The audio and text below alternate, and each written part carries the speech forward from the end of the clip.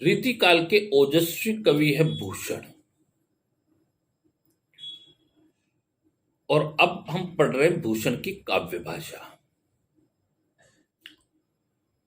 तत्कालीन सामाजिक नैतिक दशा के प्रति वे जागरूक थे और इसी जागरूकता के कारण ही उन्होंने विलासिता एवं स्वार्थपूर्ण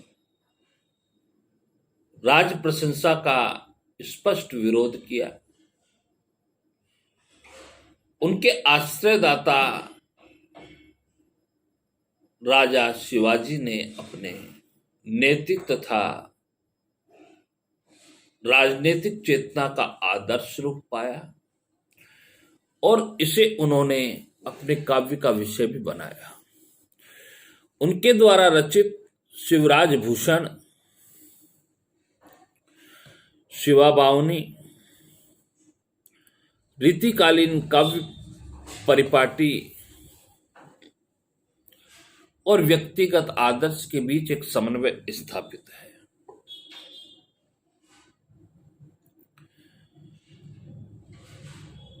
शिवराज भूषण उनके द्वारा रचित अलंकार ग्रंथ है।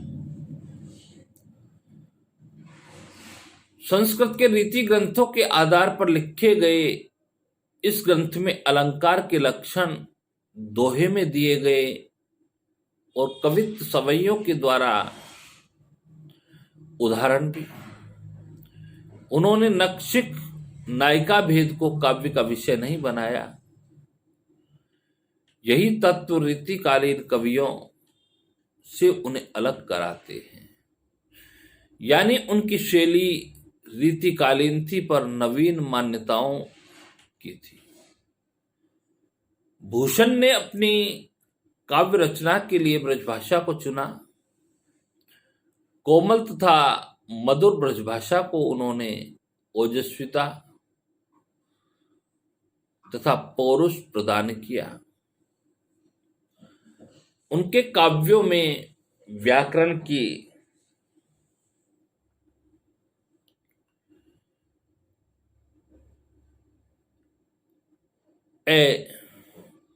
अवस्था थी।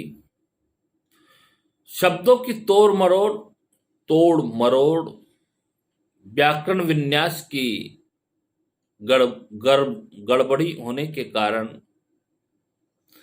साहित्यिकता एवं विशुद्धता की दृष्टि से महत्व नहीं रहा। उनकी भाषा एक तरह से खिचड़ी भाषा है, क्योंकि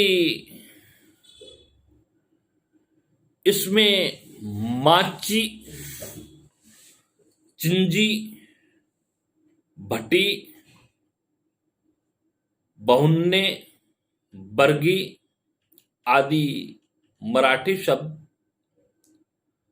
अरबी, फारसी शब्द, प्राकृत, अपभ्रंश शब्दों का प्रयोग हुआ।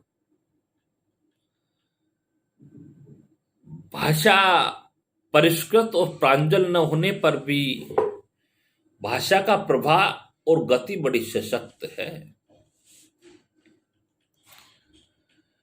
हिंदी साहित्य में भूषण का नाम वीर काव्य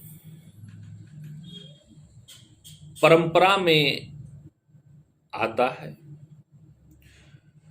क्योंकि उनका काव्य वीर रस प्रधान है। उनकी व्यंजना के लिए द्वित व्यंजन, मूर्धन्य ध्वनियां एवं संयुक्त ध्वनियों का प्रयोग किया गया है। उन्होंने अपने काव्य में प्रमुख रूप से वीर रस और गौण रूप से श्रृंगार रस का प्रयोग किया। अन्य वीर रस के पोषक के रूप में आते हैं। वीर रस के उदाहरण हैं उमड़ी कुडाल में खवास खान आए हो ते शिवराज धाये जे भूषण मूरे मंत के। सुनी मर्दाने बाजे हिन हिह नाने, घोर मूछे तरकाने मुख बीरे धीर जन की। एक कहे मारू मारू समारू समारू, एके मलेच्छ गिरे मारू बीच बेसुमारू तन के। कुंडन के ऊपर कराके उठे ठोर ठोर, जिगर के ऊपर खराके खरगन के।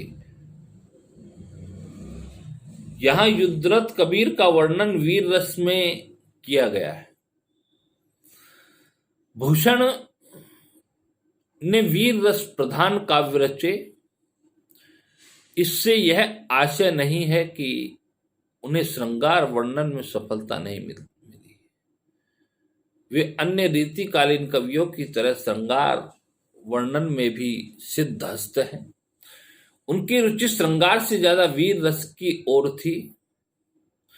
श्रृंगार रस के लिए उदाहरण है कोकन दनेनी, केली करी प्राणपति संग उठी पर जंकते, अनंग ज्योति सो किसी। भूषण सकल दल मली, हलचल भय बिंदु, लाल भाल फेल्यो कांति रवि शोक से।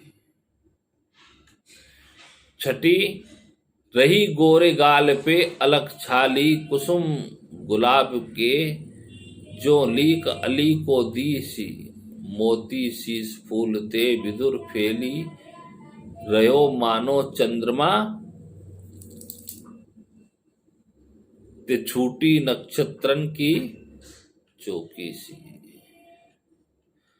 यह नायिका वर्णन द्वारा श्रृंगार वर्णन की सृष्टि की है।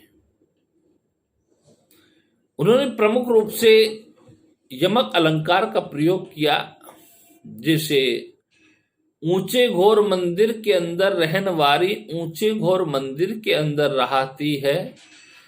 कंदमूल भोग करे 3 बेर खाती थी, वह 3 बेर खाती है। भूषण शिथिल अंग विजन डुलाती ते वे विजन डुलाती है। भुनत भूषण भनत शिव राजवीर, तेरे आस नगन जड़ाती तेवे नगन जड़ाती है। उन्होंने यमक अलंकार के द्वारा अभिव्यक्ति की।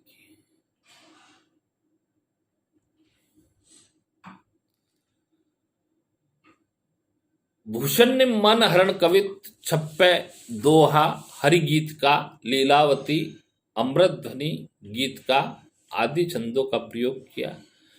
दोहा के लिए उदाहरण तरनी तचत जय निधि तरनी, जय जय आनंद ओक, कोक कमल कुल शोक हर, कोक लोक आलो।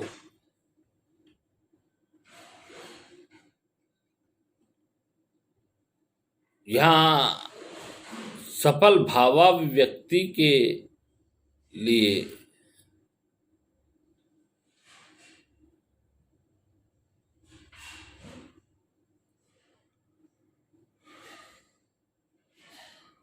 दोहों का प्रयोग किया। अमृत ध्वनि के लिए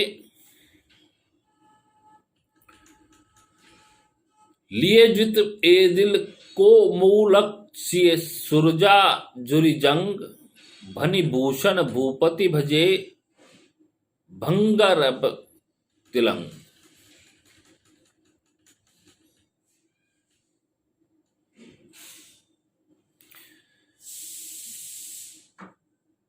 यहां एक दोहा और उनके बाद एक रोला होने पर से अमृत ध्वनि है।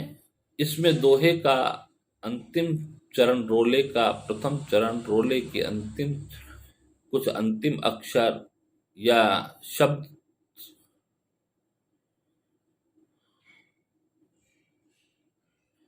दोहे के आदि में होते हैं। भूषण ने सभी भाषाओं के ओज और अर्थ संपन्न शब्दों का प्रयोग किया। उसमें संस्कृत, अरबी, मराठी, बुंदेली, बेसवाड़ी, अपभ्रंश और खड़ी बोली शब्दों का सफल प्रयोग। उनके द्वारा प्रयुक्त संस्कृत शब्द हैं चंपा, चारु, चंदन, पीयूष, रसाल, कोकिल, कीर, कपोत, मयूर, चातक, चकोर, आयुष्मान, मृगराज आदि।